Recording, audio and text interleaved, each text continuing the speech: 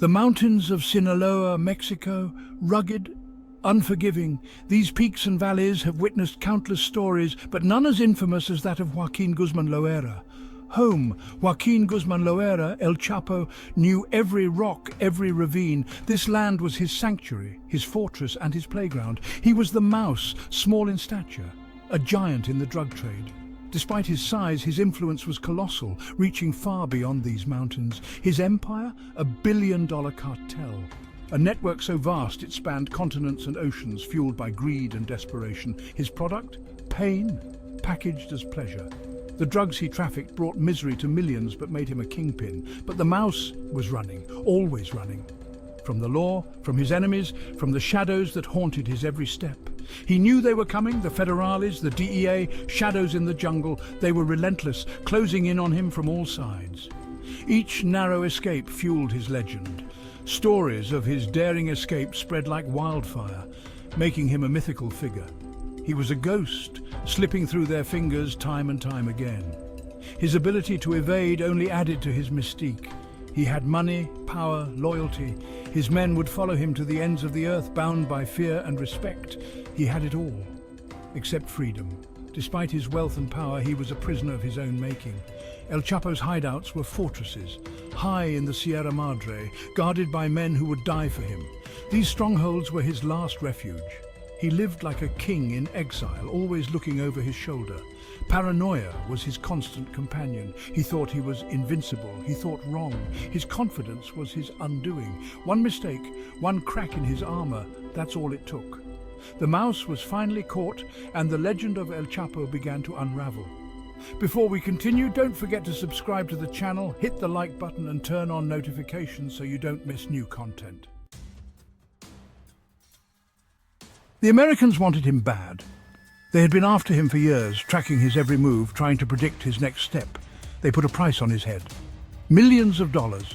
Enough to tempt anyone. The bounty was so high it turned friends into foes and allies into adversaries. Even a king's own brother. The lure of riches was too strong, and loyalty was a fragile thing. Betrayal cut deep, but El Chapo trusted no one, not even family. He had learned the hard way that trust could be a fatal flaw. Paranoia was his closest confidant. The manhunt intensified. Every shadow seemed like a threat, every whisper a potential betrayal. Helicopters buzzed overhead like angry wasps. The skies were filled with the relentless drone of engines, a constant reminder of the hunt. Soldiers scoured the mountains, faces grim, rifles at the ready.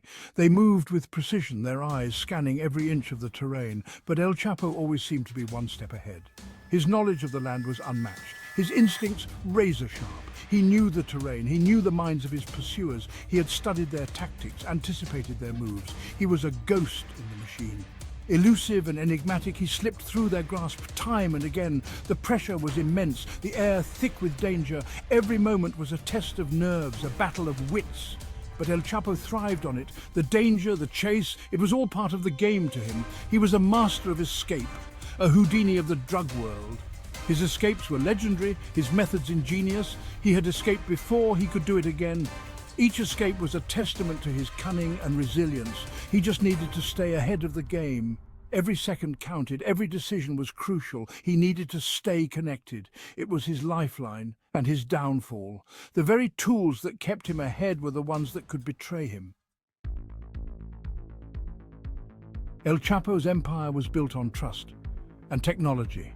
A vast network of cell phones, encrypted messages, burner phones, his eyes and ears on the ground. He controlled everything, knew everything, or so he thought. He communicated with his lieutenants, his distributors, even his family through this network. It was his lifeline, but also his Achilles heel. He knew it was risky, but the need to maintain control, to know who was moving against him, was too great. It was a gamble he was willing to take, a fatal one. Every call, every text message was a risk. He knew the authorities were listening, trying to triangulate his location, but he had countermeasures, decoys, layers of encryption he thought were unbreakable. He trusted his tech team. He trusted the wrong people. Every king needs his queen. For El Chapo, it was Coronel Aispuro, his wife, his confidant. He loved her, trusted her implicitly. A fatal mistake. He yearned to see her, to hold her. A dangerous desire, a fatal mistake. He arranged a secret rendezvous, a hideout in the coastal city of Los Mochis. He missed her touch, her warmth. He let his guard down, his love for her overriding his caution. He walked into a trap. The authorities were waiting. They had been tracking his communications, his every move. His web of trust had betrayed him. His need for love, for connection, had exposed him. The mouse was cornered. The actor and the Kingpin, Sean Penn, Hollywood star, drawn to danger, to the allure of the underworld, he wanted to tell El Chapo's story. He became a pawn in a deadly game. Their meeting, brokered by intermediaries, was surreal. The actor and the drug lord face to face. Penn wanted a story. El Chapo wanted legitimacy, to see his life on the big screen. Vanity, another crack in his armor. The meeting was recorded, photographed. Every word, every gesture, documented. It was supposed to be secret, off the grid. It wasn't. The Mexican authorities were watching. The net was closing in. The trail of technology. El Chapo's phone calls to Sean Penn were ultimately his undoing. He thought he was being careful, using burner phones and coded language. He underestimated the far-reaching arm of the authorities. Every call, every text message left a digital trail, a trail that led straight to him. The authorities used sophisticated technology to track his movements, to pinpoint his exact location. His once impenetrable network had become his prison. He had become complacent, too reliant on his tech team, on his belief that he was untouchable. He had forgotten rule number one: trust no one, especially not technology. Closing in. The raid on the safe house in Los Mochis was swift and brutal, a hail of gunfire. Marines stormed the building, their faces hardened by years of fighting the cartel. El Chapo and his men fought back, but they were outnumbered, outgunned. He almost escaped again. A hidden tunnel, a desperate dash through the sewers.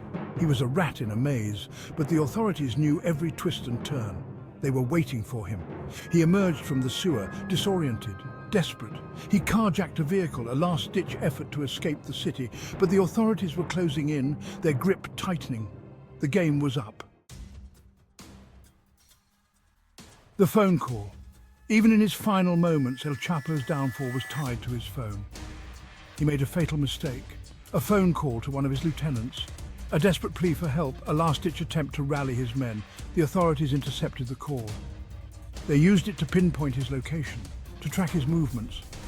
His voice, once a symbol of power and fear, was now his betrayer. The walls were closing in. He was running out of time, running out of options. The city was a labyrinth, and he was trapped within its walls. His empire, his power, it all meant nothing now. He was just a hunted animal, desperate for an escape. No escape. The authorities closed in on the stolen car. A tense standoff.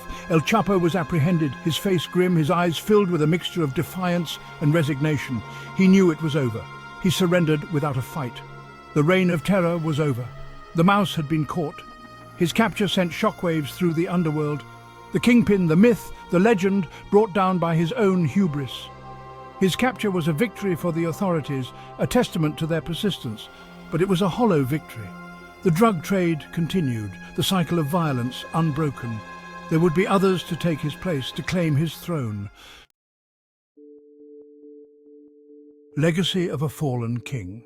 El Chapo's capture marked the end of an era, a significant turning point in the war on drugs. But his legacy lived on, echoing through the halls of power and the streets he once controlled. His story became a cautionary tale of ambition, greed, and the corrupting influence of power. It was a narrative that captivated the world, a saga of rise and fall.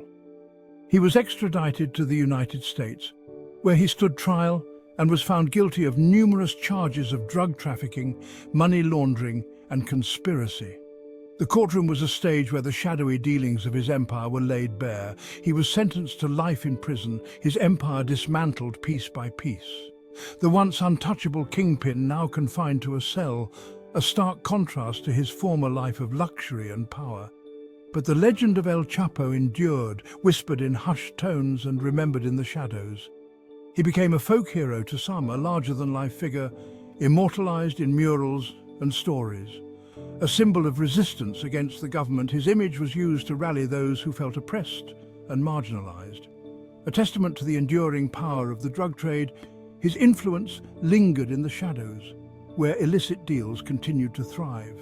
His story was a reminder that even the most powerful can fall, that empires built on crime are destined to crumble, that even the most cunning can be outmaneuvered, trapped in a labyrinth of their own making, and that sometimes the very things we think make us strong are the things that ultimately destroy us.